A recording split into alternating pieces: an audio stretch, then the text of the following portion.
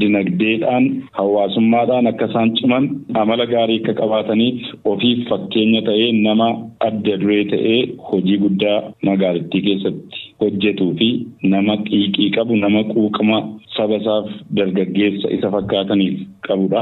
Nama xiqqaatii kaasee hanga guddaatti kabaja ulfinaa fi jaalala hawaasa bal'aa biraa kan qabudha. Gaafa sanbata duraa waltajjii irra tureetu inni gara mana isaatti galaa jiru ganda magaalaa Naqamtee ganda Duwwaa 3 bakka addaa waldaa araaraa iddoo jedhamu cinatti qaama hin beekamneen miidhaan irra ga'eetu nuu bilbilama dhaabbannee yeroo dhumatti bira geenye akka inni mana yaalaa hospitaalaa ispeeshaalaayizii Naqamtee akka inni galu taasisnee turre. Haa ta'utii yaaliin godhamuuf iyyuu malee du'arraa hambisuun hin danda'amne. Dhabatee nama haasofsiisuu nama taphachiisuu hojjetee nama hojjechiisuun alatti nama rakkoo addaa of keessaa hin qabnee fi jaalalaan kan nama wajjin jiraatudha. Hawaasa keessa dhokatanii karaa dudduubaatii midhaan guddaa miidhaan irra ga'eera kan jedhamu.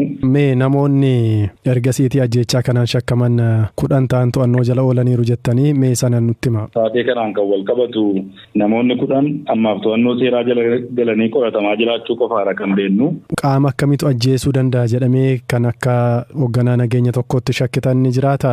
Kanaan dura magaalaa Naqamtee keessa abbaa torbee kan jedhamu ajjechaa akkasiitiin mootummaanis himataa ture. Egaa akka waliigalaatti inni amma ka'us injira jenneeruma akka tilmaamaatti yaalla kan qorannaa poolisiitiin ganaa qoratamee adda ba'u akkuma jirutti ta'e namni kun hojii isaatiin adda amala addaa waan garaagaraa kan hin qabne waan ta'eef kan biraanis jiraachuu danda'a garuu gara fuulduraatti qoratamee kan bira ga'u jiraachuu danda'a.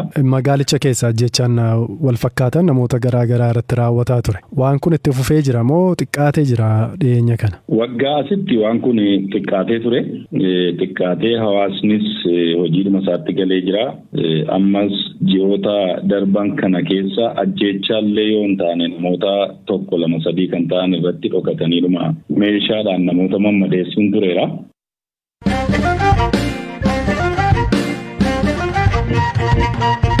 Mani maree walaabaa Suudaan diigamuu fi labsiin yeroo hatattamaa labsamuu durtaamaan marichaa Leeftinant Jeneraal Abdul Fattah al-Burhaan beeksise. Mani marichaa kadamee humna waraanaa fi siviilii irratti walitti dhufuun mootummaa ce'umsaa Suudaan hoogganaa ture erga loltoonni biyyattii bulchiinsa siviilii addaan kutti diigame.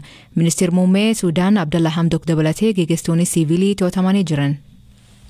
Suudaanitti gaggeessitootni waraanaa fi gareen siviilii waggaa 2 dura waggaa dheeraaf biyyattii gaggeessaa kan ture Omar al-Bashir aangoorraa kaasuun erga mootummaa ce'umsaa jaranii ammayyuu akkuma wal dhabanitti jiru. Mootummaan ce'umsaa mana maree walabaa jedhamuun beekamu filannoof akka haala mijeessuuf kan ijaaramedha. Biyyattiin gara demokraasiitti ceeti kan jedhus abdii lammiilee biyyattii fi hawaasa idila addunyaa ture. Garuu erga baatii fulbaanaa keessa fonqolchi mootummaa deeggartoota al-Bashiriin yaalame jedhamee muddamni hammaachaa dhufeera. Kamisa darbe namootni kuma hedduutti lakkaa'aman guutummaa biyyattii irraa daandiitti bahuun deeggarsa gara demokraasiitti taasifamuuf qaban mul'isaniiru. Haa ta'u malee deeggartootni garee humna waraanaa gaggeessitootni garee warra siviilii ga'umsa kan hin qabnee fi dinagdee balleessaniiru jechuun himatu. Kun kanaan osoo jiru wiixata har'aa barii waraanni Sudaan miseensota kaabinee bulchiinsa siviilii Sudaan 4 fi ministeera muummee biyyattii hidhuun dhaga'ame. Ministeerri muummee Sudaan Abdalla Hamdok humnoota waraanaatiin erga to'atamaniin booda gara bakka hin beekamneetti geeffamu ministeera odeeffannoo biyyattii beekse. Ministeerri muummee Sudaan Abdalla Hamdok kan yeroo ammaa hidhaa mana keessaa jala akka jiran himamu uummanni karaa nagaa bahee mormii itti fufuun warraaqsa isaa akka eeggatuuf gaafachuu isaanii ministerichi beeksiseera. Kana hordofee tarkaanfii gurguddoon fudhatamuun himame. Balaliin xiyyaaraa gara Kaartum taasifamuu fi Kaartum irraa ka'u adda cite.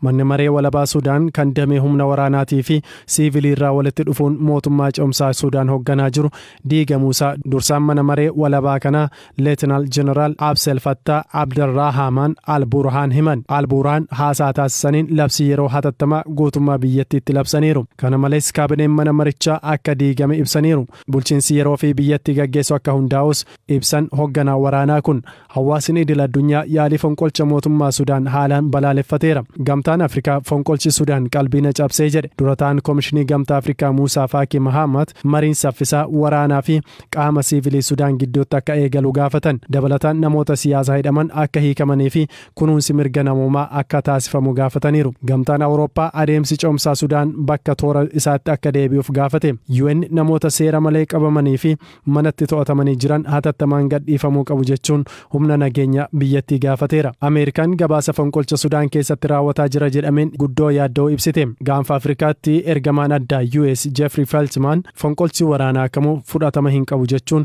deeggarsa US taasistu rakkoorra buusaa jedhan. Dabalataan Sudaanitti gabaasawwan loltuun aangoo fudhate jedhan ce'umsa Sudaan gara bulchiinsa siiviliitti taasisuuf kufaatii guddaadha jedhe Human Rights Watch. Siyaasa gaanfa Afrikaa xiinxaluun ka beekamuu fi UK London ka jiraatu Abdurrahman Said jidabree turtii BBC waliin godhiirraatti haalii kun uumamuu akka danda'u raagee ture.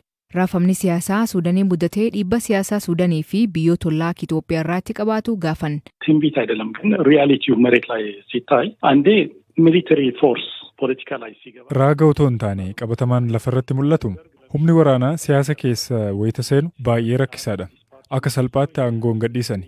Fakkeenyaaf dargeen bara faranjootaa naannoo bara 1987tti paartii hundeessuudhaan uffata waraanaa isaa baafatee uffata siviilii uffatee bulchiinsa siviilii ta'uudhaaf murteessee ture. Lammaffaa immoo loltoonni mataan isaanii himatamtoota.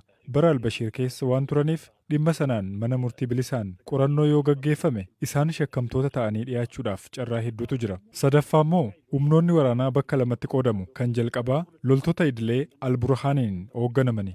Kan lammataa hidhattoota milishaati. Isaan kun ajaja tokko jalan jirani. Aangoo akka salphaatti waan isaan gadhiisu akka hin barbaanne ni beekama. Arfaffaa immoo biyyoonni naannichatti argaman biyyoota dimookiraasiin bulan miti.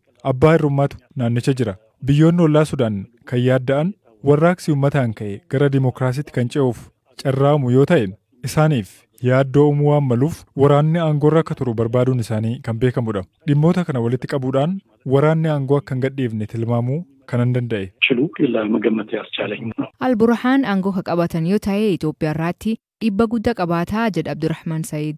አልቡርሃን ካሸነፈ ለኢትዮጵያ አስጊ ሊሆን ይችላል። ምክንያቱም Alburhaan Itoophiyaaf yaaddoomuu danda'a. Mootummaan Alburhaan waggoota lamaan darban Masrii wajjiniin hariiroo uumuudhaan waliigaltee mallatteessuun dhimma Abbayyaa irratti imaammata tokkicha tarkaanfachiisaa turan. Kanarraa ka'uudhaan dhimma daangaa kaasuun qocholuun gara waraanaatti akka seentu dhidhiibaa turan. Itoophiyaan obsuu isheetiif amma yoonaa ga'e. Kan biraa immoo waraanni Sudaan mootummaa siviilii wajjiniin waliif hin galu ture. Alburhaan kanan fudhatan ture. Lammiileen Sudaan garuu Itoophiyaa akka uummata obbolaatti ilaalu. Itoophiyaa wajjiniin wal waraanuun deeggaran. Alburhaan qabsoo jijjiirama kana keessaa yoo ba'e Itoophiyaanoodha. Itoophiyaa wajjiniin gara waraanaatti seenuu mala. Masriin waraanatti hin seeninii sin gargaarru. Yoo jetteeniin alatti Itoophiyaa gara waraanaatti dhidhiibuu mala. Waraanatti yoo hin seenne Sudaanitti jijjiirama guddaa fida jedheen eegu.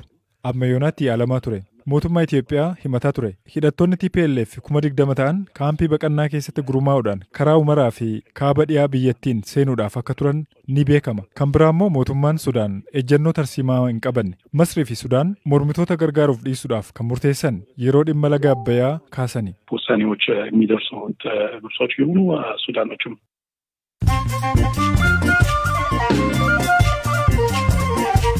Dhaggeeffatooteen ammoo gabaabaa addunyaa isanii dhiyeessaa jalqabaanii tarkaanfii hatattamaa fudhachuu baannaan Afganistaan keessatti namoonni miliyoonaan lakkaa'amu gan kanaa beelaaf saaxilamuuf deemaa jedha dhaabbatni nyaata addunyaa WFP'n. WFP'n biyyattii keessatti namoonni miliyoon 28 ol dhabiinsi nyaataa miidhamuu fi daa'imman miliyoon 3 ol hanqina nyaatatiif dhukkubaan saaxilamuu akeekachiisa. Rakkoo beelaa fi maatiin hedduun ijoollee isaanii gurguraa jirti. Dhaabbatni mirga namoomaa Amnesty International waajjiraalee isaanii Hong Kong jiran cufuu beeksifti. Kun erga mootummaan Chaayinaa seera nageenya biyyaalessaa jedhu dabarse. Amnestiin waggaa 40 ol Hong Kong keessatti tajaajilaa ture. Dhuma waggaa kanaatti gadhiisanii ba'uuf himan. Ilmi mootii Saawud Areebiyaa qubeessumii qabdu fayyadamuun mootii duraanii mootii Abdullahi ajjeesuu yaadu qondalaan olaanaan duraanii biyyattii hime. Saad Al-Jabrii kan CBC waliin turtii taasise Mohammed Salmaan bara 2014 abbaa isaaf aangoo akka qabatuu fi yaada kan qabaachuu dubrii isaatti himee jedhan. Akka inni jedhuutti Mohammed Salmaan namnaan fixuu kan qabeen guddaa qabu. Taphataan Liverpool Mohammed Salah taphataa Afrikaa Premier League irratti goolii hedduu galchitaa'uun reekoodii cabse. Asiin dura isaa fi taphataan Cote d'Ivoire Drogbaan goolii qixxe qaban. Taphalee Manchester United waliin taphatan booda goolii 3 galchuun caale.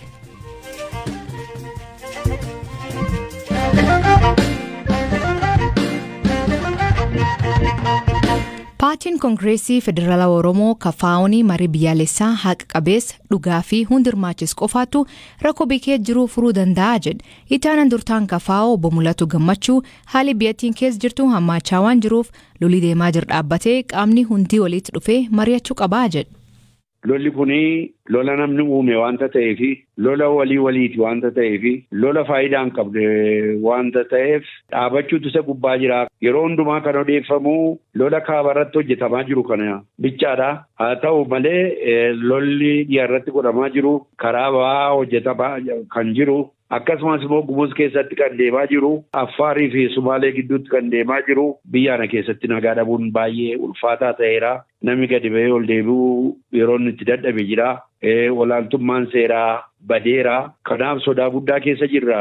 Marii biyyaalessaa kan irratti ejjannoon kafaa'oo maali? Hundumtuu walitti dhufee buufii kan qabu iddoo tokkotti dhufee ilaa filaameedhaan haasa'ee rakkina biyyaana keessa jiru rakkina seenaa jira, rakkinni siyaasaa jira, rakkinni dinagdee jira, rakkinni hawaasaa jira. Kana hundumaa taa'anii isa waggaa baay'eedhaaf biyyaana keessatti ture kana yoo walitti siqanii hiikan malee waan jeenuunii ta'anii dhimma isaa fudhatanii dubbii kana hiikuutu fala ta'a malee. Qawween wanti dhufu hin jiru kan jedhu qabnan. Lolaan tokko ajjeesuun hidhuudhaan gabbarsiisuudhaan waa tokko wanti dhufu hin jiru kana waggaa baay'ee irratti deemneerra biyyattiin immoo qawweedhaan uumamte ammas qawweedhaan fida jedhanii hin danda'amu jennan. Namoonni hedduun amma yaada isaan qabanii akka biyyattii jirtuutti akka haalli amma jiruutti marii ammaantan godhuun yookiin marii taasisuun waan yeroon dabartee jedhan dhiyeen kanaallee akkuma agarree mootummaan haaraan hundeeffamee jira. Mariin kun maal jijjiirjettee yaadda? Isuma uume kanatu haaraadha jedhee namatti hima malee haaraa jechuun maal jechuudha? Haaraa jechuun sirna jijjiiruudha. Haaraa jechuun araara uumuudha. Haaraa jechuun nagaa fiduudha. Haaraa jechuun badhaadhina fiduudha. Haaraa jechuun dimookiraasii gadi buusuudha. Kun hin taane kanaaf nagaa fiduun hin danda'amne misooman fiduu lolli itti fufaa jira. Lola kun dhaabbachuutu isa gubbaa jiru hundumaa caalaa dhiigi dhangala'aa jira. Qabeenyi badaa jira.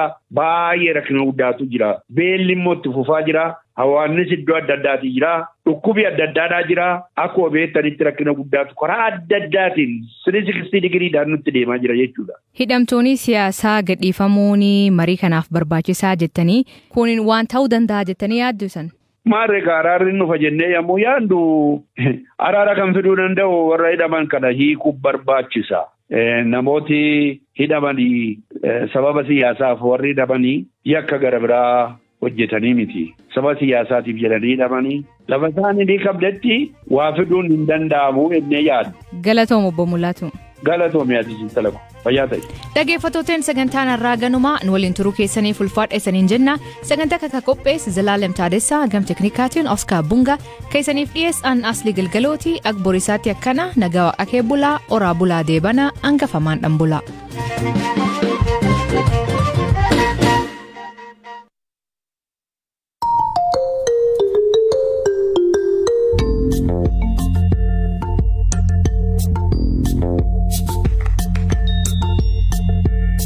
Sagantaa Today's English'itti baga nagaan dhufte.